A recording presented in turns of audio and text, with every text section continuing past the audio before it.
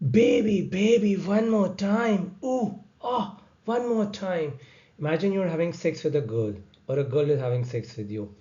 So, what you'll say, baby, one more time. This is making you easily memorize all the drugs in urinary bladder control. Just, baby, one more time.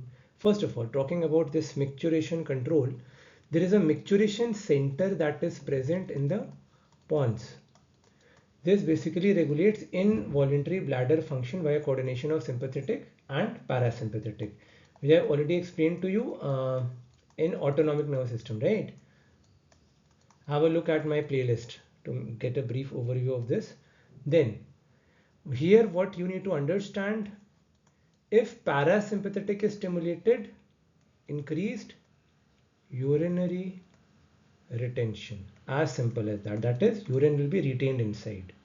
You know all this: pelvic nerves, parasympathetic input, hypogastric sympathetic, pudendal nerve, somatic input, external urethral sphincter, nicotinic receptor, internal urethral sphincter, alpha 1 and beta 3 receptors. All of this you are well aware of, right? Now, what happens here, what I wanted to tell you is that,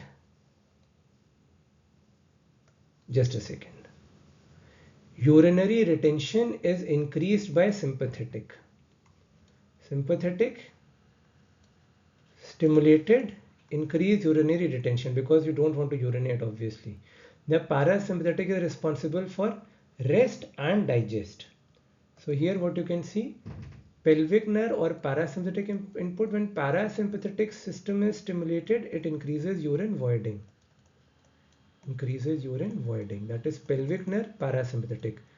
It is responsible for increasing the urine voiding. And hypogastric nerve, sympathetic input, this is responsible for urinary retention. Now, as simple as it gets, here you know sympathetic system has two receptors, alpha 1 and beta 3. I've told you about where they all are present. This is the detrusor muscle. And cholinergic system, acetylcholine basically is involved in there. That is the M3 receptor. It is present everywhere in all the smooth muscles of the bladder as well. So here M3 receptor stimulation. So 1 M3 receptor, 2 beta 3 receptor, and 3 alpha 1 receptor. Baby, one more time. Ooh, ah, one more time. Baby, one more time when you have sex. So you want it to last forever. Why? Because that is a sexual urge, right? We are programmed that ways. Bithanicol, the first one which I told you, this basically acts by stimulating the M3 receptor. What will this do? This will cause detrusor muscle contraction, which you just saw, detrusor muscle contraction, and this will in turn increase the bladder emptying. So baby, B for Botanicol. Fine. One clinical application, yes, common sense. Yeah, which is very common nowadays. Increases bladder, and obviously we will be using it in urinary retention.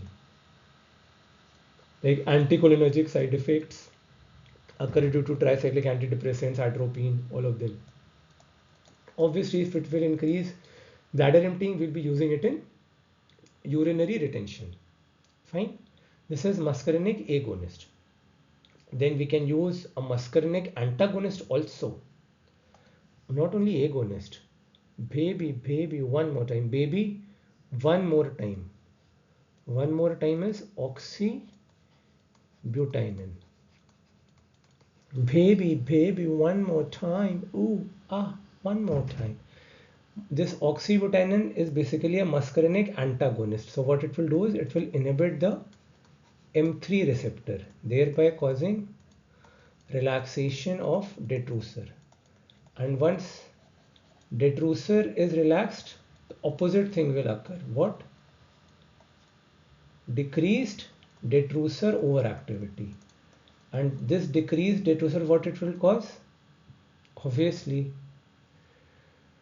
the urine will stain the bladder. So obviously it will be given in urinary incontinence. urinary incontinence.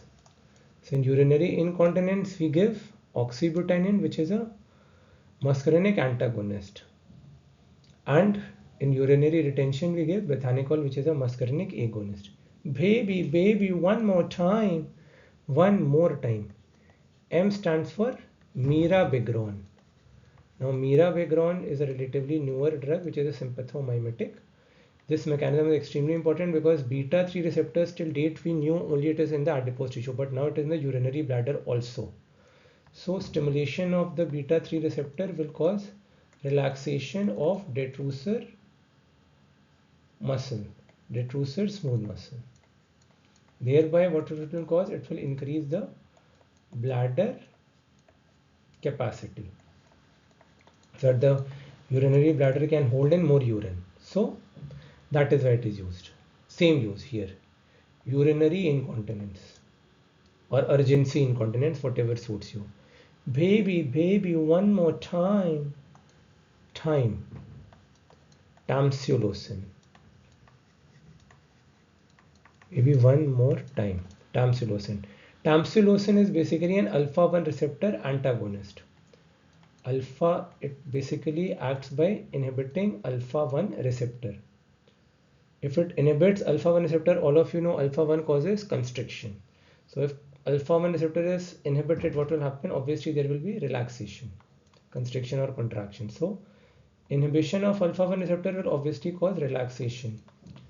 Relaxation of what? Relaxation of smooth muscle present inside the bladder neck of the urinary bladder and inside the prostate.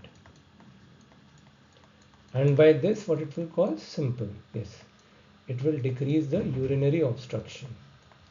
Therefore, we give tamsulosin first line drug in benign prostatic hypertrophy. Bye.